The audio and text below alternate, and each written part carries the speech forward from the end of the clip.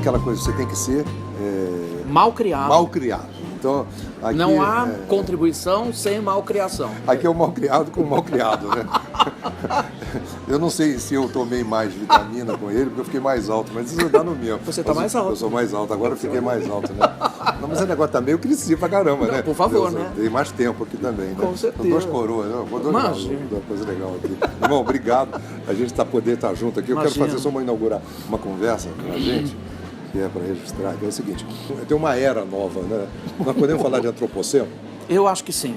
Não erra se falar isso, né? Não erra se falar isso mesmo, porque eu acho que o próprio homem cria as tecnologias também. Então, de alguma maneira, ele também acelera isso. Provavelmente o que o homem talvez não tivesse percebido do grau de influência que ele criou, porque na realidade, como tudo é feito pelo homem, mas está tudo muito à frente, ele está vindo a reboque daquilo que ele mesmo cria. Que ele mesmo cria. A realidade objetiva física, tal como ela foi construída nesses milhares de anos, não acompanha. Isso aí. Não acompanha o trem. Né? Não acompanha. Então, onde é que está essa... Como é que esse vetor acontece? Então, esse vetor hoje está acontecendo assim, porque, na realidade, a gente eternamente... Tecnologia foi sempre sonho dos seres humanos. Desde que a gente é ser humano, a gente está falando de... Estamos falando de tecnologia. De alguma maneira, tudo aquilo que é o tal do storytelling, que a gente conta de vida desde sempre foi transmídia, porque desde que o homem começou a fazer desenho nas cavernas, e ele logo depois começou a falar, ou a balbuciar para trocar sinais entre eles, a gente passa a ter um mundo transmídia também. Então, a velocidade com que a gente tem para trazer e para levar novos padrões, ela é enorme. Só que tecnologia sempre foi sonho do ser humano. Então, quando a gente fala de inovação, as pessoas pensam que a gente tem que estar muito à frente, quando na realidade a gente volta lá atrás.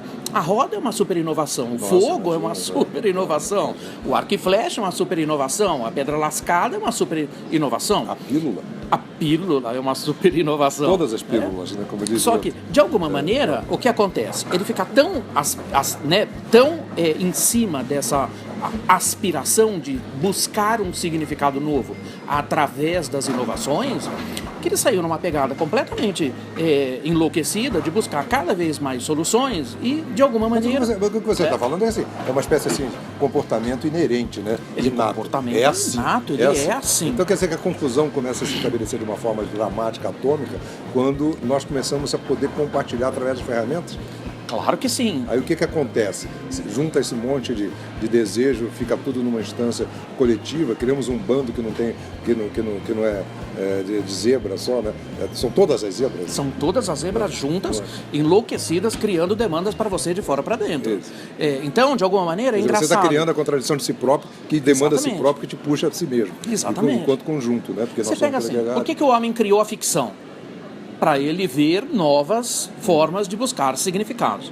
Só que isso aí ficou tão tenso hoje, João, que de alguma maneira nem o cinema mais sabe dizer o que é futuro, porque a realidade ultrapassou a ficção. Ela ultrapassou a ficção. Então, hoje, por que você pega toda a indústria cinematográfica contratando futuristas para dar para eles algum insumo do que pode ser ficção? Porque antes, ficção se projetava num mundo que você não conhecia. Hoje a ficção é a sua vida. Isso. Ela está corrente na sua vida. Né? Mas existe um detalhe aí, Piazza, que eu gostaria que você tocasse, que assim, essa inerente, vamos chamar de genotípica curiosidade humana pela ferramenta, pela tecnologia, ela é inerente à própria condição do ser humano. A natureza humana é assim. Bom, quando você acelera isso através de tecnologias que emulam o pensamento, que emulam a imaginação, que criam mundos paralelos, que constroem avatares que a gente nunca pôde imaginar, quer dizer, os avatares que eu conhecia de Flash Gordon. Nossa, imagina. Dick Tracy. Pois mas eram futurismos, né? Porque o Flash Gordon lidava com naves espaciais. Isso mesmo. Era um delírio incrível. Então, quando você diz que o próprio cinema vem buscar a imaginação desses enlouquecidos, né? Porque são enlouquecidos, né? Então, eu pergunto a você, tem um ponto de inflexão? Eu estou curioso para como você categoriza esse ponto de inflexão entre o espontâneo e a tomada de consciência, que agora você tem que abrir a mente para poder conviver com essa loucura. Como é que é isso? Então, como é que eu vejo isso particularmente? É um momento muito tenso para a gente. Primeiro porque o cérebro humano ele é completamente inadequado para lidar com isso. Né? Ele não consegue pensar de forma não linear. O cérebro ele não consegue pensar de forma exponencial, não consegue. Então ele é muito limitado para isso. Então, de alguma maneira, você cria determinados padrões, como aconteceu na quarta revolução industrial, que já considera o meio físico, o digital e o biológico como uma única coisa.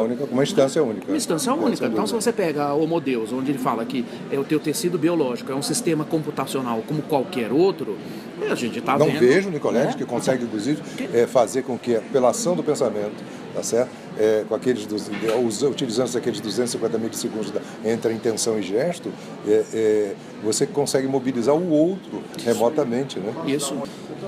Voltando para aquele traçado de disrupção que houve, é como se eu tivesse assim, eu tenho uma humanidade que não é humana, mas é a natureza humana que é construída por nós mesmos. Quer dizer, nós estamos com um conflito construindo aquilo que nos altera. Isso é muito interessante, né? Vamos voltar para a história do selfie, né? Que eu construo uma imagem de mim mesmo, só eu que acho que é aquilo, né? Olhando para o espelho, que é o contrário, etc. E tal. Não tem nada a ver comigo, mas tem, porque é uma projeção de mim, né?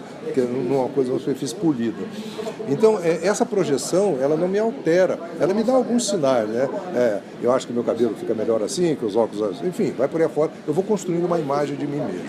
Mas isso não altera o meu modo o meu mindset da vida. Mas, quando eu lido com o Watson, aí, não é isso?